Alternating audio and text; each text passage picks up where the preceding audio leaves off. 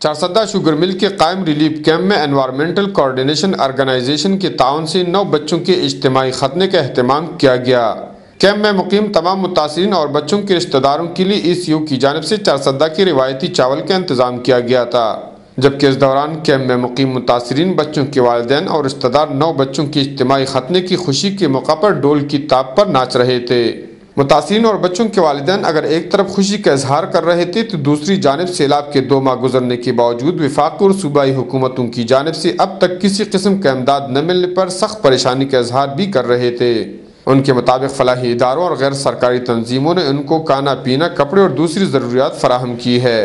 انہوں نے ضلعی حکومت پر تنقید کرتے ہوئے کہا کہ یہ کیمپ ضلعی حکومت کے دفتر سے صرف 1 کلومیٹر کے فاصلے پر قائم ہے، لیکن 2 ماہ گزرنے کے باوجود ضلعی حکومت کا کوئی بھی نمائندہ ہمارا حال تک نہ پوچھ سکا۔ کیمپ انچارج عباس خان نے کہا کہ اس کیمپ میں 100 خاندانوں کے لیے رہائش کا بندوبست کیا گیا ہے۔ انہوں نے حکومت اور فلاحی اداروں سے مطالبہ کیا کہ اس کیمپ کے متاثرین کے ساتھ بھرپور تعاون اور ان کے گھروں کی تعمیر نو کیا جائے، تاکہ یہ متاثرین اپنے گھروں میں آباد ہو کر اپنے بچوں کو 2 وقت کی حلال روزی فراہم کر سکے۔ کفایت اللہ، اے نیوز، چارسدہ۔